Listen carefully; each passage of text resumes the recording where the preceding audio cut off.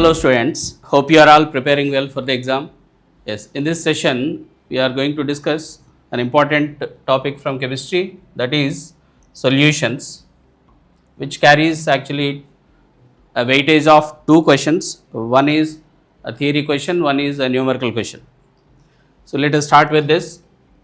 Solutions are actually homogeneous mixtures of two or more components, and specifically if there are only two components in them, they are called as binary solutions, and those binary solutions have one solute and one solvent.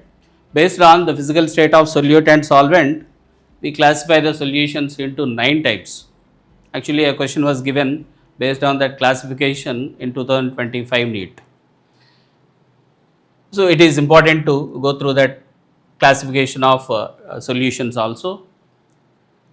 Next, let us move on to the main key concepts of this topic, which are very important at this level. Let us start with methods of concentration. The relative quantity of solute present in a given solution or given quantity of solvent is concentration, and that can be expressed in different ways, like different percentages: percentage by mass, percentage mass by volume, percentage volume by volume, ppm, molarity, molality, mole fraction, normality, etc. Let us have a glance at each of these and we will discuss some problems related to them. Percentage by mass is mass of solute present in 100 grams of solution.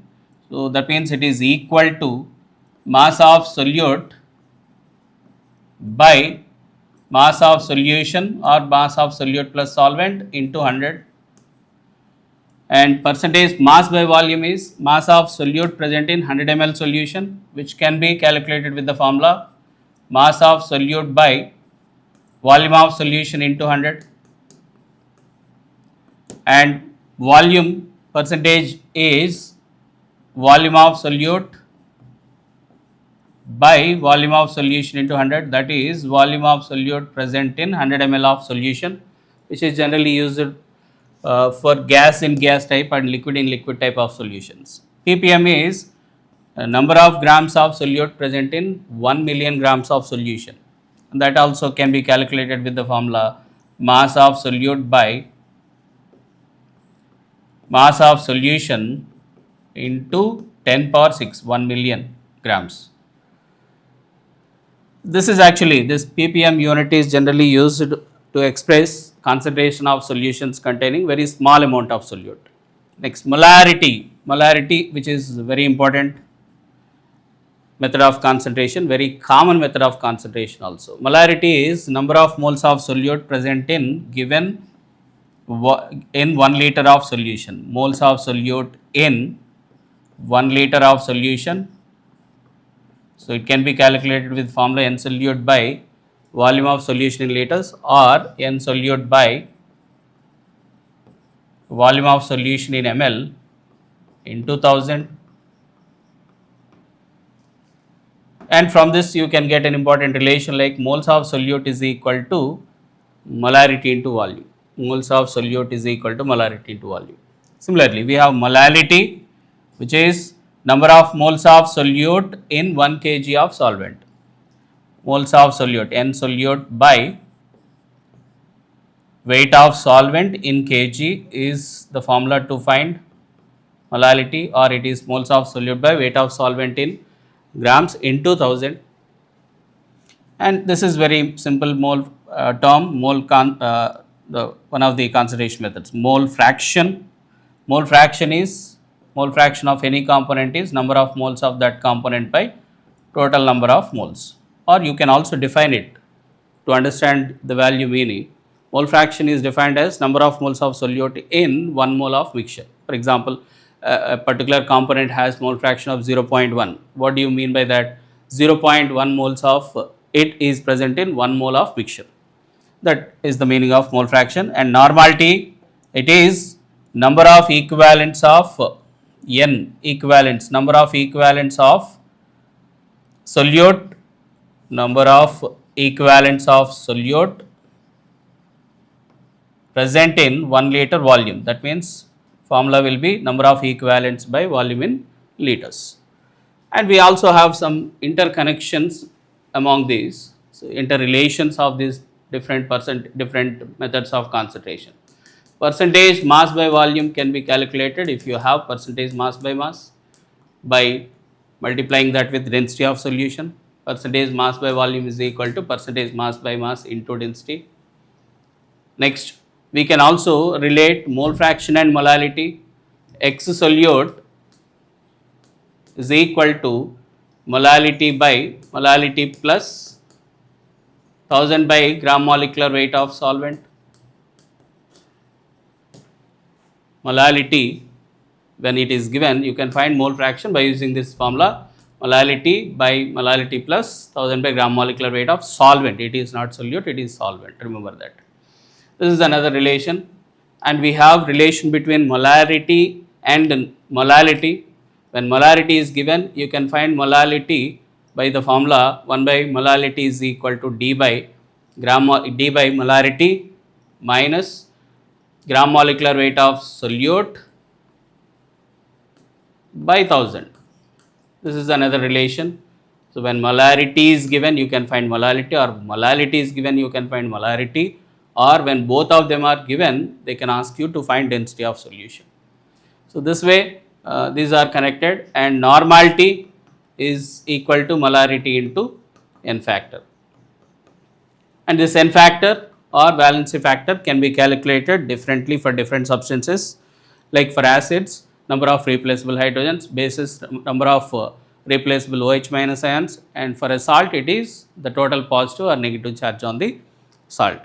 So that way you can convert normality and into molarity or molarity into normality. So these are some important relations for different concentration methods. Let us see some problems related to this. Look at this. Calculate the mass percentage of benzene and carbon tetrachloride if 22 grams of benzene is dissolved in 122 grams of carbon tetrachloride. So they are asking for mass percentages of each of them. So for the first question, mass percentage of benzene is required. So that means percentage mass by mass, that is equal to, so mass of solute 22 by mass of solution. Actually this is solute and carbon tetrachloride is solvent. That means it is 22 plus 122 into 100. So on simplification of this, we will get the percentage mass of benzene, and similarly you can find that of CCl4 by taking 122 in place of this 22. So that is the way of solving that question. And next, calculate the mole fraction of benzene in solution containing 30% by mass in carbon tetrachloride. Mole fraction is required, but percentage is given. See how to understand the percentage mass given. 30% by mass of carbon tetrachloride means 30 grams of CCl4 containing 30% by mass in CCl4. Actually it is the percentage mass of benzene given. 30 grams of benzene is in 100 grams of solution. That is the meaning of percentage by mass. And if it is 100 grams solution and 30 grams is benzene, the remaining 70 grams will be that of CCl4. Now you have masses of benzene and CCl4. So with these masses you can calculate moles, that is moles of benzene is equal to 30 by gram molecular weight of it, 78, and moles of CCl4 is equal to 70 by its gram molecular weight, which is 154. Then mole fraction of benzene, X benzene can be calculated with the formula moles of benzene by moles of benzene plus moles of CCl4. So these values can be substituted here and the calculation can be done to find mole fraction of benzene. So this is another simple model question. Yes, they are simple models, but they are only given for NEET exam. Don't take, you need not look into the complicated models and you need not get confused with that. You try to solve the NCERT models for better result. Next, calculate the molarity of each of the following solutions. 30 grams of cobalt nitrate is given, cobalt nitrate hexahydrate. While calculating gram molecular weight, you take the gram molecular weight including that 6 water molecules. So 30 grams of cobalt nitrate is given and they are asking for molarity. Molarity is equal to weight of solute by gram molecular weight of it into 1000 by, anyway they gave the volume in liters, you need not take 1000 here, you can directly take into volume in liters directly. So weight of it is given 30. Find the gram molecular weight of this cobalt nitrate and substitute that here. So GMW and volume is given 4.3. So on solving that you will get molarity directly. This is the simplification of it. Next, calculate the next problem. Calculate the mass of urea required in making 2.5 kg of 0.25 molar aqueous solution. So mass of urea is required to get a 0.25 molar aqueous solution, and it is 2.5 kg solution. It's 2.5 kg solution. It's not solvent. That means what data you have? The weight of urea is required. Weight of solution is there, which is 2500 grams. Assume that weight of urea as some x grams, then weight of solvent will be 2500 minus x grams. Then you can calculate, use the molality formula to calculate x. Molality is equal to x by moles of weight of solute by gram molecular weight of urea 60 into the weight of 1000 by weight of solvent in grams, 2500 minus x. So you have molality given, which is 0.25. So 0.25 is the molality, and on simplification of this you will get the value of x, that is nothing but the weight of urea that is required. Next, calculate molarity and mole fraction of Ki if the density of 20% by mass aqueous Ki solution is 1.202. Density is given, percentage by mass is given, and they are asking to find molality and molarity. You can find molarity directly with the formula. Molarity is equal to percentage by mass into density into 10 by gram molecular weight of solute. So this is a direct formula to find molarity when percentage by mass is given. If it is percentage by mass by volume given, percentage mass by volume into 10 by gram molecular weight of solute. So you have all the data, like 1.202 is the density given, and you have percentage mass which is 20 into 10 by gram molecular weight of that Ki gram molecular weight. It is actually 39 for potassium and 127 for iodine. So add these two to get gram molecular weight of solute. You will get molarity. And you can also find molality of the same solution, molality from this percentage by mass.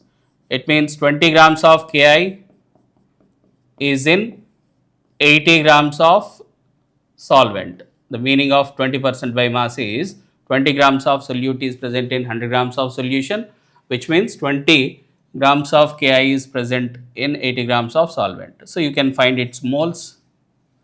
So 20 by gram molecular weight of it into 1000 by weight of solvent, that will give you molality. And mole fraction also, after getting this percentage values like mass of Ki you have, mass of solvent you have, you can also find mole fraction by converting them into moles and taking the mole fraction formula. Okay. So these are the simple models related to methods of concentration. Next we have solubility and Henry's law. Here we have two cases, solubility of solid in liquid, solubility of gas in liquid. Solubility of solid in liquid is affected by mainly two factors. One is nature of solute and nature of solvent. Polar, I am talking about solubility of solid in liquid. Polar solutes, polar substances are more soluble in polar solvents, and non-polar substances are more soluble in non-polar solvents. For example, NaCl is more soluble in water, whereas it is less soluble in benzene or almost insoluble in benzene. Whereas in benzene, a compound, an organic compound like naphthol or something, naphthalene is more soluble in benzene type of non-polar solvents. So that is one factor. The other is temperature, effect of temperature on solubility. The dissolution process of a solid in liquid can be exothermic or endothermic. Two cases arise. If the process is endothermic, with increase in temperature, solubility will increase. If the process is exothermic, with increase in temperature, the solubility will decrease. So that, like that, there are two effects of temperature on solubility of a solid in liquid, depending on nature of the reaction, whether it is exothermic or endothermic. Pressure has no effect on solubility of solid in liquid. Now take solubility of gas in liquid. Henry's law is connected to solubility of gas in liquid, especially the effect of pressure. Here also we have some factors. Before pressure, we have nature of gas and nature of solvent. More polar gases like HCl, SO2 and H3, these are more soluble in polar solvent like water. More polar gases have more solubility. Non-polar gases are there like CO2, N2, H2, etc. These are non-polar gases which are less soluble in water. And we also have effect of temperature on solubility of gas. But solubility, dissolution process of gas in a liquid is actually an exothermic process. Dissolution of gas is exothermic always, no two cases, only exothermic. That means with increase in temperature, solubility of a gas decreases. So that is the effect of temperature. Now come to the main part. It is effect of pressure on solubility of a gas. When pressure is increased, mass of gas dissolved in a liquid, mass of gas dissolved will increase. If a gas is taken above a liquid surface and it is pressure applied through a piston on the gas, then with increase in pressure of gas, the solubility of that gas in the liquid increases at a particular temperature. That is called as Henry's law. The quantity of gas dissolved is directly proportional to pressure applied on the gas. And we can write it as m is equal to some k into p. In fact, we can modify this formula finally to get the mathematical expression of Henry's law. P gas is equal to kH into x gas, where partial pressure of gas P gas, kH is Henry's law constant, x gas is mole fraction of gas dissolved, in the given solution. And the importance of kH, Henry's law constant is kH increases if temperature increases. It is temperature dependent constant.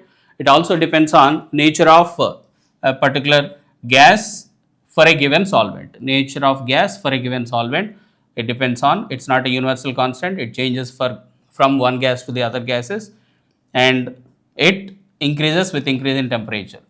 Next, kH versus solubility of gas is, if a gas has more kH value, it has less solubility. If kH is more, solubility will be less for that particular gas. Helium has highest value of kH, so it is the least soluble gas among all what we have. So that's about kH, and for numerical purpose, we can modify this relation as P gas is equal to kH into N solute, N gas by N solvent. Approximation can be done because Henry's law is applicable for less soluble gases. That means quantity of gas in liquid will be very less. That means in place of moles of solute plus moles of solvent, I can write directly moles of solvent. That is the approximation done. So P gas is equal to kH into N gas by N solvent. So this problem can be used to solve the problems related to Henry's law. Let's have a look at one problem related to this. So Henry's law constant is given for CO2 in water, and what is asked, calculate the quantity of CO2 in 500 ml of soda water when packed under 2.5 atmosphere CO2 pressure at 298 Kelvin. Look at this, what is given, kH is given, kH is 1.67 into 10 power 8 Pascal, and pressure is given which is 2.5 atmosphere, convert that into also Pascal, So that is 1.013 into 10 power 5 Pascal. So pressure KH are there, then use Henry's law formula KH into N gas, that is N of CO2 by N of water, and substitute the data like 2.5 into 1.013, approximation you can take it as 1 also, 1.013 into 10 power 5 is equal to 1.67 into 10 power 8 into moles of CO2 which is required, quantity of CO2 is required. First find moles and convert that into weight. And moles of water, water is 500 ml of soda water, and you can consider density of soda water as 1 because the quantity of CO2 is very less. So 500 ml means it is 500 grams of water. So by substituting that you will get moles of CO2. Calculate for moles of CO2. Either they will give you moles of solute, moles of CO2 or mass of CO2 in options. So you can solve this to get the final answer. Next, it's related to vapor pressure of liquid solutions. Vapor pressure of a liquid, it is the pressure exerted by vapor content of a liquid when a small amount of liquid is taken in a closed container at a particular temperature. Actually, vapor pressure of a liquid depends on nature of liquid, and also it depends on the temperature. It is only these two factors that can affect vapor pressure of a particular liquid. So if intermolecular forces are less, the vapor pressure is more. If temperature increases, vapor pressure increases exponentially. That way it varies. Now the case is, if we take two liquids mixture, two miscible liquids are taken in a mixture and that solution is taken. So what is the case for the mixture of two liquids taken in a container? Consider two liquids A and B are taken. A and B are the two liquids taken and their composition, that means mole fraction in liquid phase is XA and XB, and assume their pure component vapor pressure as P0A and P0B. When they are taken alone, only when A is taken, it exerts a pressure of P0A. When only B is taken, it exerts a pressure of B, and these are P0B, and these are the pure component vapor pressures. And what happens if there is only one liquid? Only its vapors can be seen in the vapor phase, but because A and B are there, you can find the vapors of both A and B. A vapors are there, B vapors are there. But the quantities of vapors depend on two factors, based on the quantity of liquid you take and also the volatility of each component. So based on that, you get certain quantities of vapors. Consider their composition as YA and YB. YA and YB are considered to be vapor phase composition, XA and XB are liquid phase composition, that means mole fractions. And because of this, this is a gaseous mixture. Vapor mixture means it's a gaseous mixture. They have certain partial vapor pressures in that mixture, PA and PB. Now Raoult's law states, for this particular case, Raoult's law states that partial vapor pressure of a given liquid in the mixture of two liquids is directly proportional to its mole fraction. Partial pressure of a liquid is directly proportional to its mole fraction in liquid phase. That means more liquid you take, more will be its partial pressure, and the proportionality constant here will be pure component vapor pressure P0A. So PA is equal to P0A, XA is the mathematical form for Raoult's law. Similarly, you can write it for PB. PB is equal to P0B, XB, and you can write P total as PA plus PB from Dalton's law. Total pressure of a mixture is sum of the partial pressures of individual components. That is Dalton's law. That means if it is P equal to PA plus PB, you can write it as P0A XA plus P0B XB. P is equal to P0A XA plus P0B XB is the formula to find total vapor pressure of mixture when P0A, P0B and XA, XB values are given. You can also modify this into P0B plus P0A minus P0B of XA, or P is equal to P naught A plus P naught B minus P naught A of XB. That means you can also get total vapor pressure when one of the mole fractions is given. Directly you can use these relations to find total pressure. The most important problem based on this is based on this formula itself. They will give you P naught A, P naught B and some hint to find XA or XB, and they will ask you to find total vapor pressure. We will also see that. Before that, see the composite relation of partial vapor pressure with the vapor phase composition. We have seen relation of PA with XA now, but now the relation between vapor phase composition and P naught A or P naught B or PA, PV can be given by Dalton's law. Consider this composition, this mixture as only a mixture of two gases. Forget about this liquid. Assume that there are two gases. Ya and Yb are the mole fractions of those gases, and the corresponding vapor pressures are Pa and Pv. Now, according to Dalton's law, for a mixture of gases, partial pressure is directly proportional to its mole fraction in that mixture of gases.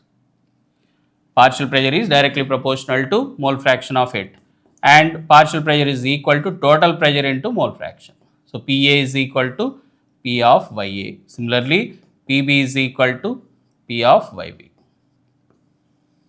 This is vapor phase, liquid phase relations, and you can also connect XA, XB with Ya, Yb by using this relation. Pa, take Pa by Pv, Pa by Pb equal to P is cancelled, so you will get Ya by Yb. But Pa from Raoult's law is P naught A XA.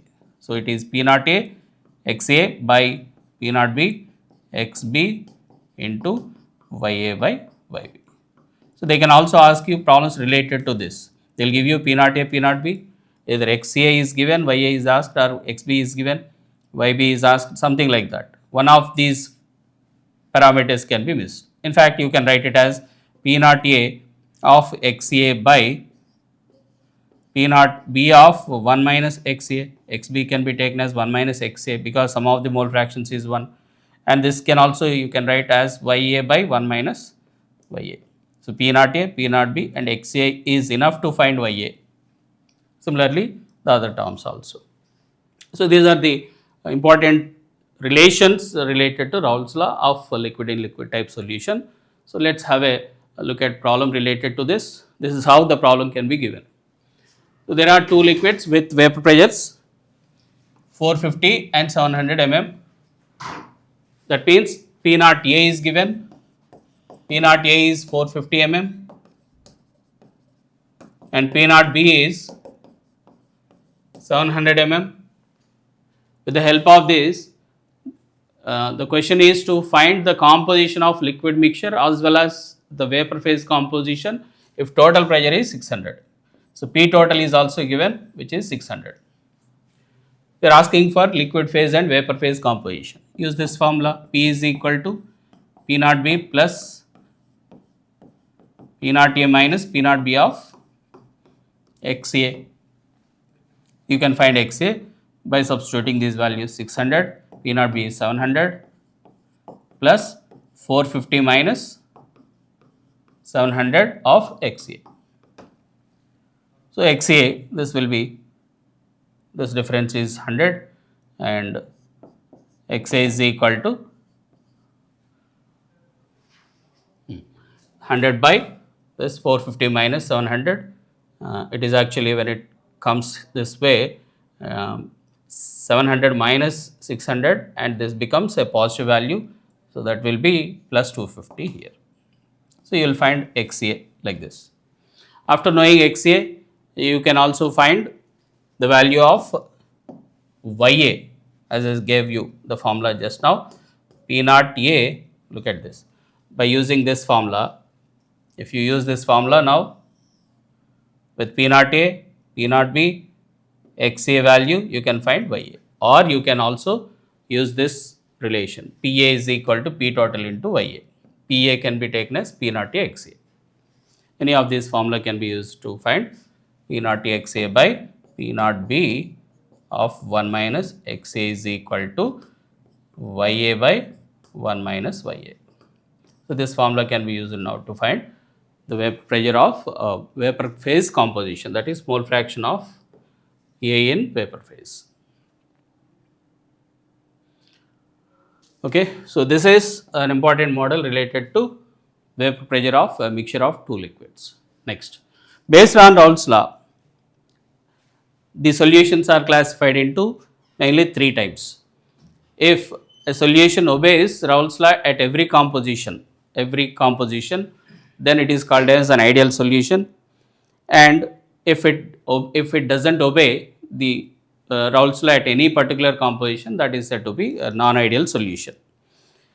And what is the characteristic of each of these? Like ideal solutions have the parameters like the important point related to the reason for solution to behave ideally is AA interactions and BB interactions are same as that of AB interactions. That means when only liquid A and B are taken, their interactions, and in mixture AB interactions are exactly same. Then that way it becomes ideal. And for an ideal solution, what relations you can get is delta H mixture is 0, no energy is absorbed or emitted in this process. Delta V mixture is also 0. That means if you add 50 ml of each of these liquids, you will get 100 ml of the mixture. No change in volume, no unexpected change in volume can be seen in this. And what kind of compounds can act as ideal solutions? A mixture of N-hexane and N-heptane, benzene and toluene, chlorobenzene, bromobenzene, chloroethane, bromoethane, etc. type of benzene and toluene. These type of similar compounds form an ideal solution. A non-ideal solution, these non-ideal solutions are again of two types. Non-ideal solution with positive deviation, non-ideal solution with negative deviation. Non-ideal solution with positive deviation means observed vapor pressure will be more than that is calculated according to Raoult's law. It is because the escaping tendency of both the liquids will be more in the given mixture. It happens because if AA interactions, BB interactions are stronger and AB interactions are weaker, this positive deviation can be seen. If AB interactions are weaker, initially stronger interactions may be present, like if I take ethanol and acetone. In ethanol, there is hydrogen bond, there is no hydrogen bond in acetone, and some of the hydrogen bonds of ethanol should be disturbed when the mixture is taken. That means interactions become weaker, so it becomes a non-ideal solution with positive deviation. And for a non-ideal solution with positive deviation, what we can see is delta H mixture is greater than 0, delta V mixture is also greater than 0. That means energy is required. If you add 50 ml each, you will get more than 100 ml as the final volume. So, another example for this positive deviation is acetone and CS2 also, CS2 plus acetone. These are the two examples that are given in NCERT. It is better to learn these in addition to the other examples. And in which case solution behaves non-ideal with negative deviation, the observed vapor pressure will be less than the expected vapor pressure. It happens if AB interactions are stronger than AA and BB interactions. If that is the case, delta H mixing will be less than 0, delta V mixing will be less than 0. That means as interactions are stronger, the new interactions will release more energy than the energy required to break the old interactions. So, energy is released. And delta V mixing is less than 0. That means if you add 150 ml, the final volume will be less than 100 ml because interactions are stronger, molecules come closer, the volume finally observed will be less than expected. So, that is the case you can see. The best example for this is chloroform and acetone. Chloroform, within chloroform there are some dipole-dipole interactions. In acetone also there are dipole-dipole interactions, a weak dipole-dipole interactions. But when you add these two, when they are mixed, this final mixture will get hydrogen bond between hydrogen of chloroform and oxygen of acetone, so that the interactions become stronger and the final solution behaves as a non-ideal solution with negative deviation. So, that way you can explain the negative deviation from ideality And the another example for this, very important example, is phenol and aniline. A mixture of phenol and aniline also make a negative deviation solution. And we also commonly get solutions of acids in water. Acid in water type of solutions are examples for negative deviation. Ethanol or methanol in water are examples for positive deviation.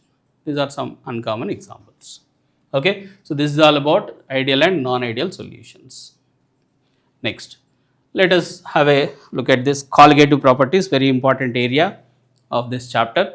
Colligative properties are actually properties of solutions of non-volatile solute in a given solvent.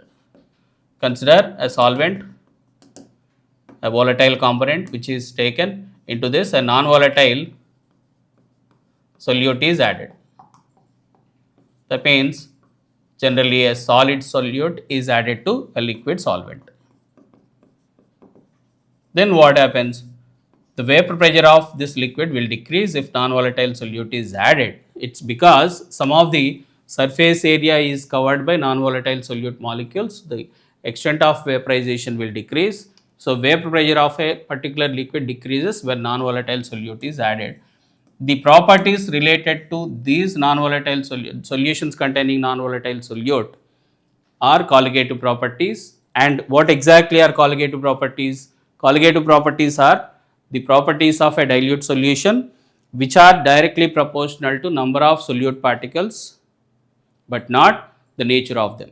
That means if I take Avogadro's number of glucose or Avogadro number of urea molecules in a particular solution, like in the given solution, their colligative property values will be same.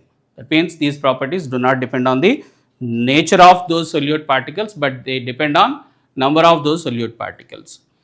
Related to this dilute solution, we have four colligative properties. One is relative lowering of vapor pressure, which is P naught minus Ps by P naught.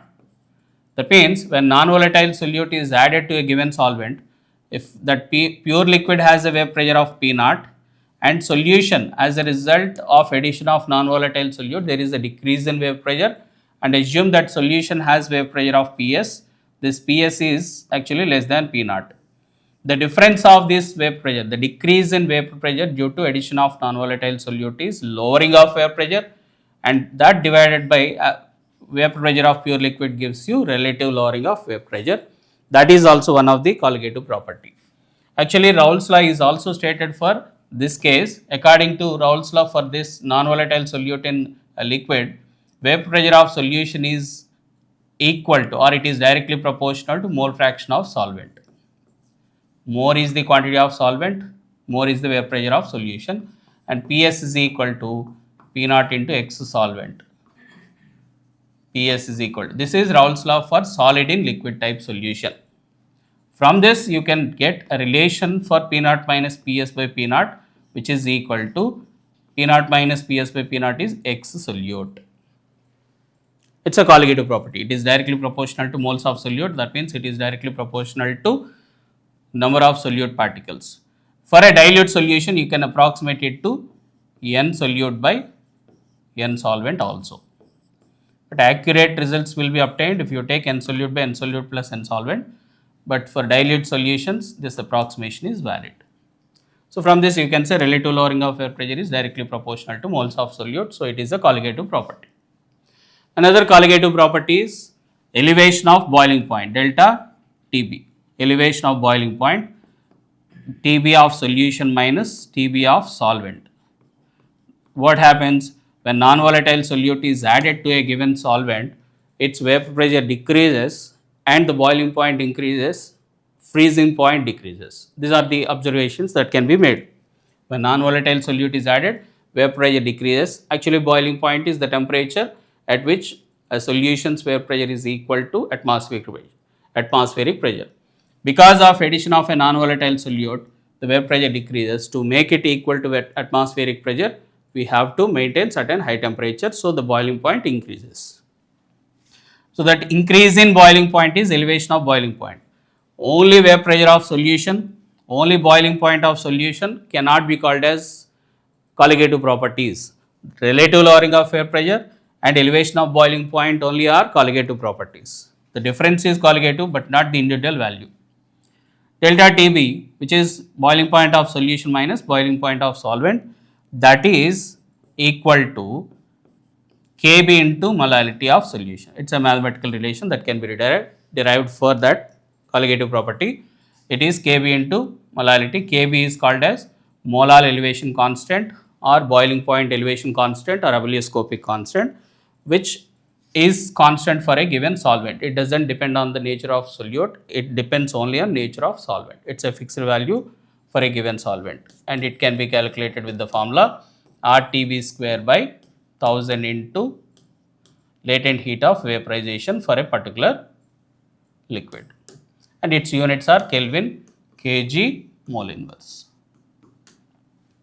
And here this is molality, you know the formula of molality. So this is the relation, mathematical relation for elevation of boiling point. Similarly, for the same solution, when non-volatile solute is added, the freezing point also decreases, and the decrease in freezing point is delta Tf, which is called as depression in freezing point.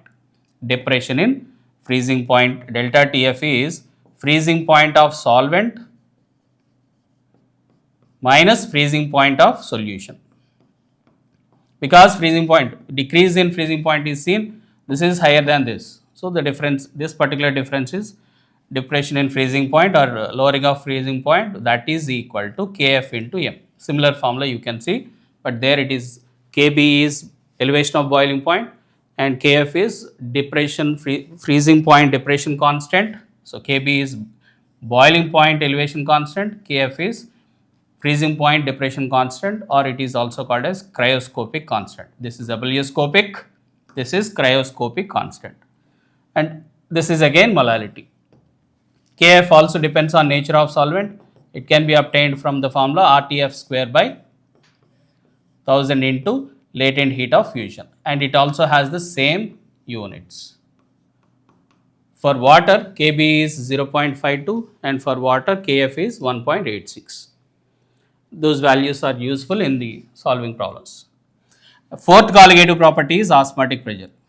Due to addition of non-volatile solute, the property that arises is osmosis, and osmotic pressure is that you can define like this. Consider a semi-permeable membrane between pure solvent and solution. Between solution and solvent there is a semi-permeable membrane like pig's bladder, etc. Then solvent molecules migrate from solvent side to solution side. That phenomenon is osmosis. When solvent and solution are separated by a semi-permeable membrane, the migration of solvent molecules from solvent side to solution is called as osmosis. To stop osmosis, some minimum external pressure must be applied on solution side. That is called as osmotic pressure. So that is actually a parameter related to a particular solution. Osmotic pressure is the minimum external pressure that must be applied on solution side to stop osmosis when solvent and solution are separated by a semi-permeable membrane. So osmotic pressure pi is mathematically related as pi is equal to CRT, where C is molarity, R is gas constant, that is also called as dilute solution constant, T is temperature in Kelvin scale. So molarity. So in every colligative property, if you observe, these colligative properties are directly proportional to moles of solute. In molality, it is moles of solute in the numerator.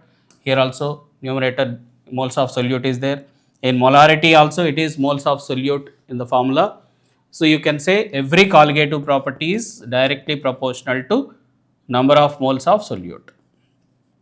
So they are all said to be those colligative properties. So these are some important colligative properties. Let's have a look at some problems related to this. Related to each of the colligative property, we have a solved an in-text question, NCERT in-text questions. Let us discuss them. Vapor pressure of a pure water at 298 Kelvin is 23.8 mm of Hg. 50 grams of urea is dissolved in 850 grams of water. Calculate vapor pressure of water for this solution. Vapor pressure of water for this solution means they are asking for vapor pressure of solution.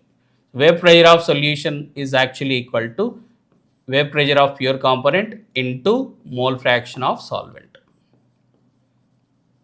Vapor pressure of solution is vapor pressure of solvent, that is 23.8 into mole fraction of solvent, that is N solute. N solute here is urea 50 grams taken. So 50 by, no, it is solvent to be taken here, mole fraction of solvent. So you take moles of solvent first. 850 grams of solvent, 850 by 18 by moles of solute 50 by urea 60 plus 850 by 80. So on solving this, you will get some 23.4 mm of Hg as the vapor pressure of solution. This is how to solve the problem related to that relative lowering of vapor pressure or vapor pressure of solution. See the second problem. Boiling point of water at 750 mm of Hg is 99.63 degrees centigrade. That means Tb of water is directly given. Tb of solvent is given. How much sucrose is to be added to 500 grams of water such that it boils at 100 degrees centigrade. That means the solution boils at 100 degrees centigrade, solvent boils at 99.63 degrees centigrade. The delta Tb is the difference of these two. 100 minus boiling point of solution minus boiling point of solute, solvent. So this is equal to delta Tb, Kb into m, that we know, Kb into m. Kb is 0.52 for water, they will provide that along with the question. 0.52 into molality of solution. How much quantity is there, how much sucrose has to be added, it is the question. So weight of sucrose you consider W by its gram molecular weight 342 into 1000 by weight of solvent. Solvent weight is given as 500 grams. This is all equal to this difference, which is 0.37. So on solving this, you will get weight of sucrose, that will be the quantity of sucrose that should be added. So this is a problem related to elevation of boiling point. Next, depression of freezing point related problem. Calculate the mass of ascorbic acid to be dissolved in 75 grams of acetic acid to lower its melting point by 1.5 degrees centigrade. Lowering of melting point, that means they gave delta Tf only, it is 1.5, which is actually equal to Kf into m. Kf is 1, for the given liquid, Kf is 3.9. For acetic acid it is actually 3.9 into molality formula, weight of solute that has to be calculated. It is ascorbic acid, so you can calculate the gram molecular weight of it from the formula. So gram molecular weight of it into 1000 by weight of solvent given 75. So when you solve this, you will get, calculate that C6H8O6 is the formula given. So calculate gram molecular weight according to it, carbon 12, hydrogen 1, oxygen 16. So then finally you can find the weight of solute. It's the process to solve that question. Next, fourth one is based on osmotic pressure. Calculate osmotic pressure in pascals exerted by a solution prepared by dissolving 1 gram of polymer of molar mass 1,85,000 in 450 ml of water at 37 degrees centigrade. So pi is equal to CRT is the formula. Molarity has to be taken. So osmotic pressure is what they are asking by giving the weight of solute 1 by 1,85,000. I will write it as 1.85 into 10 power 5.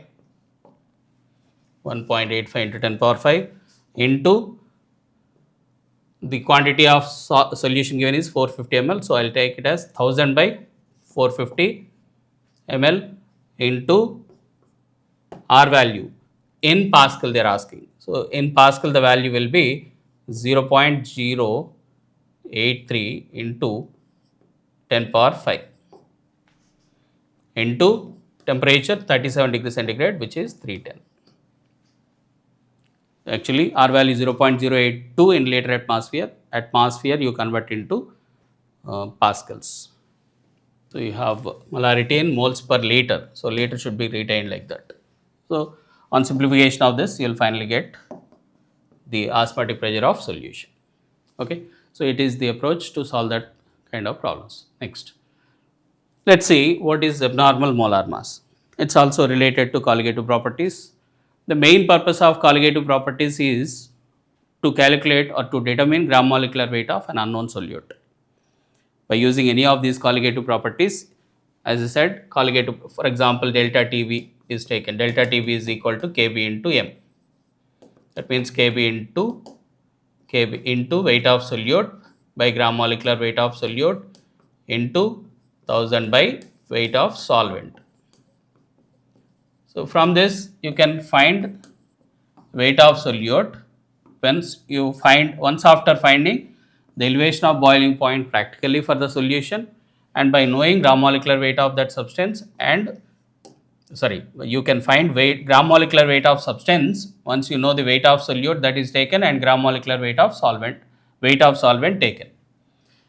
So when this formula is taken, so you can find gram molecular weight with this formula, that is Kb into weight of solute into 1000 by delta Tb into weight of solvent. When you have all the other values and also delta Tb is calculated practically, you can find gram molecular weight of that substance.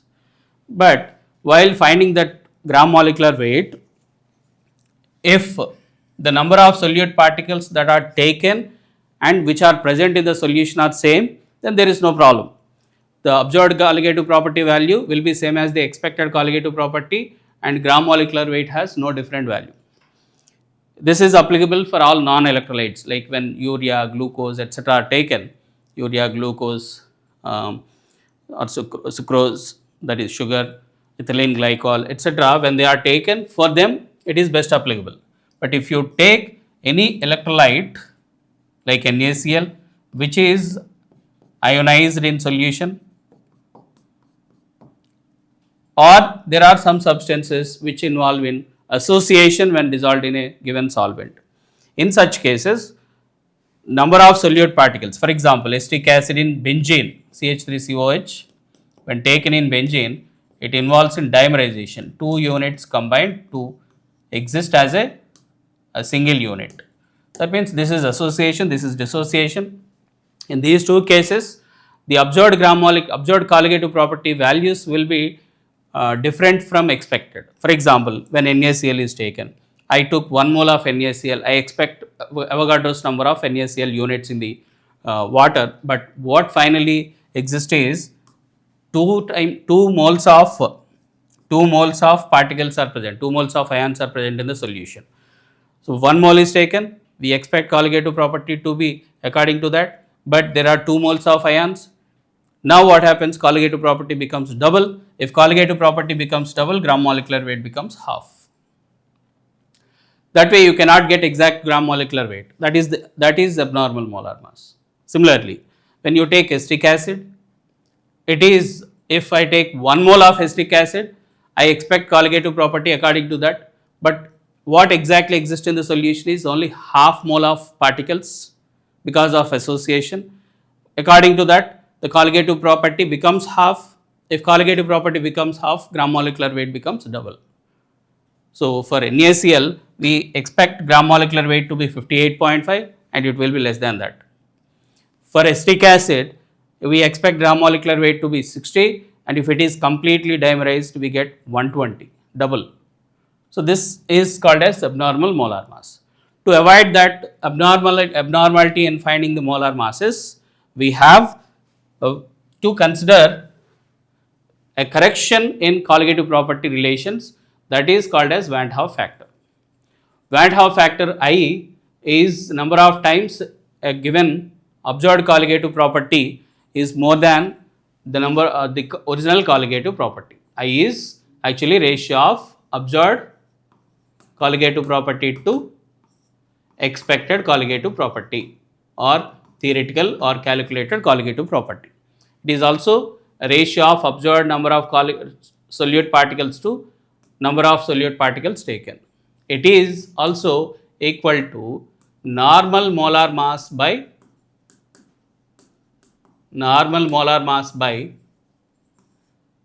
observed molar mass. Molar mass ratio will be reversed because colligative property is inversely proportional to gram molecular weight. Observed colligative property to expected colligative property ratio will be normal molar mass by observed molar mass. This is that correction that should be taken. In case of electrolytes that are involved in dissociation like this, so you can look at this. Number of particles taken is 1 mole or Avogadro's number. Number of particles that are observed is 2 moles. That means 2 into Avogadro's number. Then in such case I will be, if it is completely ionized, I will be 2. 2 by 1, it is 2, which is greater than 1. In case of association, if we assume it is 100% associated, then I value will be, final number of particles will be half of the number of particles taken initially, or final number of particles. For example, if I take 1 mole of particles, I will get only half mole as final unit. So half by 1, that is half. So that is Van 't Hoff factor, which is less than 1 for association case. When you take this Van 't Hoff factor value after calculation of it, when you take that Van 't Hoff factor, you can get the exact values of gram molecular weight when you substitute them in the original formula of colligative properties. That means relative lowering of vapor pressure must be taken equal to I into N solute by N solvent, that is the approximation, or delta TB must be equal to I into KB into M. Delta TF is equal to I into KF into M, or pi is equal to I into CRT. When you take these relations and you substitute the observed colligative property values which are abnormal, then you will get exact gram molecular weight. We can use this to find that. Then how do we calculate I value, sir? If it is dissociation considered, in dissociation, if it is 100% dissociation occurs, I is equal to N. Alpha, if it is 100%, I is equal to N. N is number of ions formed out of 1 mole, 1 molecule dissociation. Number of ions that are formed by dissociation of 1 molecule is N. That is directly equal to I. That means for NaCl it is 2, for K2SO4 it is 3, like that. If it is partial dissociation, not 100% dissociated, partial dissociation, I can be calculated with the formula 1 plus N minus 1 alpha in case of dissociation, which will be less than N. In case of association also, in association also, I value is equal to 1 by N if alpha is equal to 100%. 1 by N. That means N is this number of units that combine to give single particle. Number of particles that associate to give single particle is N. So I is equal to 1 by N in case of 100% association. That I is equal to 1 by 1 minus N 1 alpha if alpha is less than 100%. So by using these relations for association and dissociation, you can substitute that I value here and you can find the gram molecular weight exactly. And one important, I will just mention one important question based on this. You can observe in all these colligative properties, in all these formulae, colligative property is directly proportional to I into moles of solute or I into concentration of solution. Theory questions can also be framed based on this. For example, the question is given like this: which of the following solution has highest boiling point? Highest boiling point. So the options are like this: it is 0.01 molar NaCl, 0.01 molar K2SO4, 0.01 molar urea, and 0.01 molar Al2SO4 taken thrice. These are the options given. How do we find the option that has highest boiling point? Boiling point, if boiling point is highest, delta TB is also highest because delta TB is boiling point of solution minus boiling point of solvent. So, highest boiling point means delta TB should be high. Delta TB is high if I into C value is high. Actually, anyway, C values are given same here, concentrations given are same here. And you can consider molality and molarity equal for dilute solutions. So, C is same. Then I is the deciding factor. What is I value for NaCl? When nothing is given for strong electrolyte, you consider 100% ionization. Then I value for this is 2 ions. I value for this is 3. K2SO4 dissociates into 3 ions. I for urea is 1 because it's a non-electrolyte, does not ionize. I for Al2SO4 thrice, 2 aluminum ions, 3 sulfate ions, I is equal to 5. So, when you observe these I value is highest for this solution. So, this solution has highest boiling point. Similarly, the same option will also have lowest freezing point because if delta TB is maximum, delta TF is also maximum. If delta TF is maximum, freezing point of solution will be minimum because delta TF is equal to freezing point of solvent minus freezing point of solution. So, that is the case. So, this option will also have lowest freezing point, lowest vapor pressure. This will have highest value of boiling point and osmotic pressure, least value or lowest value of vapor pressure of solution and also freezing point. So, based on this you can select the options related to it. Okay. So, this is the overview of entire solutions. So, you just go through this once and practice the questions. Thank you.